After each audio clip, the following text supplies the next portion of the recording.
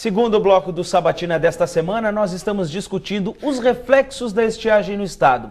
Coordenador da FAMURS Iberê, os municípios sofrem diretamente em perda de arrecadação e até no comércio também existem perdas? Com certeza. Os municípios são os que primeiro sofrem esse tipo de prejuízo. Por quê? No momento em que a agricultura não arrecada, a agricultura não tem produção, isto reflete diretamente no comércio. Diretamente também no consumo da cidade. E refletindo no consumo da cidade, diminui a arrecadação, diminui os empregos, diminui a arrecadação feita pelo município. Então, o prefeito é o primeiro a sentir este problema. E em Bagé mesmo, essa semana, nós tivemos já alguns levantamentos que o comércio já estava prevendo, que já baixou em relação ao ano passado, de 7% a 10%. No início da estiagem, praticamente. Então, nós temos aí, se prolongar, uma quebra muito maior. Sim, e aí, automaticamente, isso reflete também na arrecadação do Estado. Sim. Né? Porque quem arrecada a maior parcela do ICM, 75% é o Estado e 25% os municípios. Claro. Então, automaticamente, nós temos aí um prejuízo bastante significativo. Secretário Pavan, essa situação de estiagem é uma forma de afugentar um pouco as pessoas do campo? Também, não é o único elemento, mas eu diria que sim. Os grandes desafios do agricultor hoje é a garantia da renda. E é uma atividade de altíssimo risco. Plantar e produzir hoje é uma atividade de alto risco. Tanto é que nós temos a seca no sul e o granizo no norte.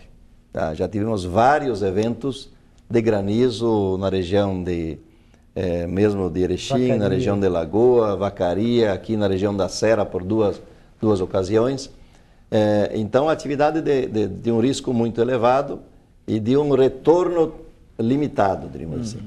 Mas como tem uma estrutura montada, o agricultor insiste e segue continuando ali. E gosta também do que faz. E gosta de uma atividade, porque é uma atividade boa para quem já está lá com o seu pareiral, com a sua lavoura de soja, com a sua lavoura de milho, com as suas vacas produzindo leite, outros produzindo frango, criando suínos. Enfim, somos um estado com uma economia no campo diversificada e faz parte da cultura do povo gaúcho a produção agrícola. Nós somos ainda, só na agricultura familiar, quase 30% do PIB vem desta atividade. O desafio, então, é fazer com que o agricultor familiar ou com que os agricultores consigam gerar mais renda, então, até para que possam enfrentar problemas como esse da estiagem.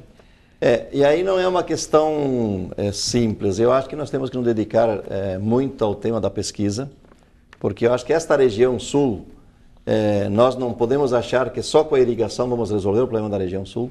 É uma alternativa, mas não resolve a vida de todos. Talvez tenhamos que buscar alternativas de convivência com a seca. Por exemplo, existem alternativas já pesquisadas e sendo implantadas na região, altamente rentáveis de convivência com a seca. A uva, por exemplo. Dizem os produtores que este será um dos melhores anos do vinho da região sul. Portanto, a seca faz bem para a uva daquela região. Sim. Porque chove no inverno, faz muito frio no inverno, o solo é adequado à produção da uva, e nesta época, calor e seco é tudo o que a uva precisa para produzir um vinho de qualidade. Portanto, teremos que pesquisar. Esta é uma alternativa. Seguramente não serve para todos, mas é mais uma faixa de público que pode se viabilizar, é mais uma região do estado que se viabiliza com esta atividade. Teremos que pesquisar outras. Eu acho que a pesquisa tem que se debruçar de como é que vamos produzir uma alternativa que possa adequar a atividade daquela região, a vocação da terra daquela região. Claro. Porque senão o agricultor, sem uma pesquisa que largue na frente dele, ele vai lá, enxerga um solo bonito, ele põe o trator e começa a plantar milho, começa a plantar soja, e não me parece que seja o lugar mais adequado para este tipo de cultura. Precisaria do acompanhamento maior da Emater, até que se reclamou, podemos dizer assim, no governo passado, de que a Emater não teve uma intensificação ou um fortalecimento. Como é que fica nesse governo agora? Primeiro que a Emater é um órgão de extensão da pesquisa. Mas, obviamente, que a Emater, se fôssemos buscar a Emater de 10 anos atrás e hoje, ela tem uma deficiência enorme de gente para poder dar assistência técnica adequada ao homem do campo. Então, precisamos fortalecer a Emater, precisamos avançar na pesquisa, até porque o avanço tecnológico andou tão acelerado que grande parte dos agricultores não conseguiram acompanhar este avanço tecnológico. Claro. E a deficiência na extensão limita mais ainda a possibilidade de o agricultor acompanhar o avanço tecnológico. Então tem um conjunto de ações a serem feitas que nós pretendemos fazer algumas. Vamos aproveitar o conhecimento produzido na Embrapa, o conhecimento produzido na nossa FEPAGRO, nas nossas universidades, nas nossas escolas técnicas, e vamos usar, num bom sentido, a Emater, as nossas cooperativas, que têm um corpo técnico qualificado, claro, para fazer com que o conhecimento produzido na universidade, na Embrapa, na FEPAGRO, possa chegar até a casa do agricultor e possa orientar o agricultor qual é a vocação mais adequada da propriedade em que ele está produzindo. Porque senão, às vezes a gente aponta uma alternativa, o tema da irrigação é uma alternativa, mas nós não teremos água para irrigar toda aquela região da seca. Claro. Portanto, vai resolver uma parcela da população. Temos que ter produtos que dependam menos de água e que possam ser rentáveis da mesma forma. Secretário Busato, e na questão da irrigação, como é que fica a questão de recursos? Isso o Estado tem condições ou precisaria de um aporte federal para isso? Não, a grande irrigação nós vamos precisar do governo federal e o governo federal tem estendido a mão nos últimos anos aí. Nós estamos construindo 2 barragens, uma a de Taquarembó, investimento na ordem de 80 milhões a barragem, mais outros 80 para fazer os canais de irrigação. Isso é feito com 80% do recurso da União e 20% a contrapartida do Estado. Jaguari é uma barragem também que gastamos ali em torno de 70 milhões na barragem. Taquarembó é uma barragem de concreto, Jaguari é uma barragem de terra. E que precisamos agora de mais uns 50 milhões para fazer os canais. Taquarembó são 39 quilômetros de canais, Jaguari 35.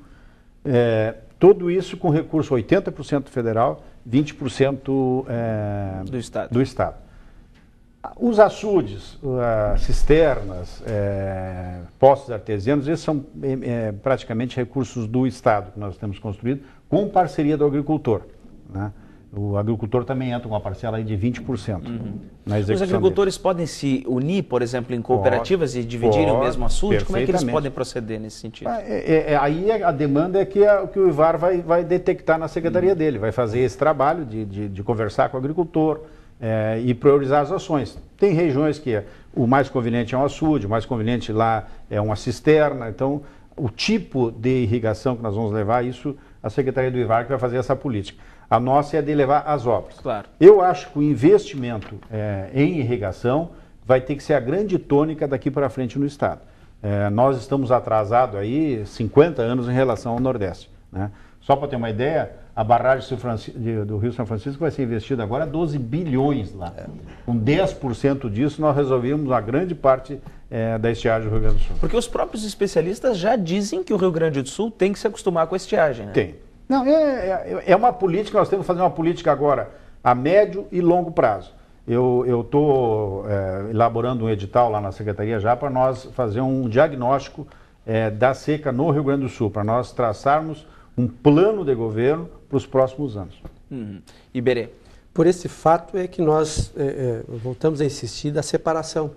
Até porque a agricultura ela é mais a longo prazo e essas questões vão ser resolvidas mais a longo prazo do que a curto prazo.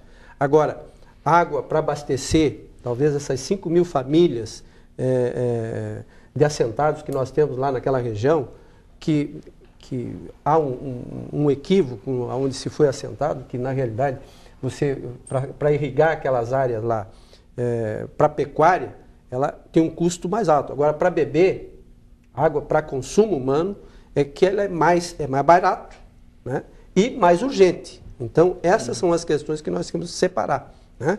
A questão da irrigação no campo, a irrigação para a lavoura, até porque ela tem um custo um pouco maior, porque há necessidade de mais água, né? Do consumo humano, que as prefeituras têm tido dificuldade e nós temos, os governos, tanto o governo do Estado quanto o governo federal, têm colocado à disposição recursos, né? O que falta muitas vezes na prefeitura é a capacidade técnica de muitas vezes resolver. O secretário Ivar levantou aqui uma coisa fundamental, que eu acho que a pesquisa, tanto a pesquisa das universidades quanto a pesquisa da Embrapa, da FEPAG, nós temos que trabalhar mais especificamente por região. Sim. Porque é muito bonito nós termos uma soja que produza 70 sacos por hectare, mas lá em Bagé, se nós colocar soja, só irrigando. Mesmo que ela aumente para 100 sacos por hectare, nós vamos ter um custo elevadíssimo que nós não vamos ter competitividade com uma soja não irrigada da metade norte, onde chove razoavelmente bem, e no Paraná e no Mato Grosso. Então nós não vamos ter competitividade no momento em que tivermos determinadas culturas. Então nós precisamos muito da pesquisa para acharmos a uva. Não é que a uva vai produzir sem chuva. Não. Mas a irrigação da uva por gotejamento, veja o seguinte, é o mínimo de água que você vai utilizar. Então, é só para pegar esse exemplo que o secretário Ivar levantou. A horticultura. Você pode irrigar 2 hectares, é facílimo de irrigar, mas você tem uma produtividade em função da área alta. Agora você vai irrigar 100 hectares de soja. Como é que se irriga? Através de um pivô central, onde você tem uma perda d'água muito grande para você poder irrigar esses 100 hectares. Então, o custo nisso já se eleva. Então, há determinadas culturas que você tem que mudar ou reconverter. Por exemplo, se você irrigar uma lavoura de fumo, excepcional, porque a produção, o aumento de produção compensa. Sim. Mas só nessa questão de separação, tem aí pelo menos Pelotas, abastecida ali pela barragem Santa Bárbara, e Bagé, abastecida pela barragem a Sangarrasa, e a outra eu esqueci o nome agora. Mas não está sendo suficiente. Sim, mas é isso que eu ia dizer. São barragens que secam, que não conseguem atender a demanda de 2 municípios grandes da metade sul. Estamos falando de barragens que abastecem a cidade. Pessoas, a cidade, sim, a área urbana. Outro ponto. Não estamos falando da irrigação do campo. Da agricultura. Porque por mais que o secretário Busato diga, concordo com ele, vou construir 2 grandes barragens que são estruturais, mas também para uma região limitada. Se comparada à região sul, vai atingir uma faixa muito pequena. E por isso a minha insistência nessa separação, porque para abastecer a cidade nós temos que fazer infraestrutura para abastecer a cidade de Bagé.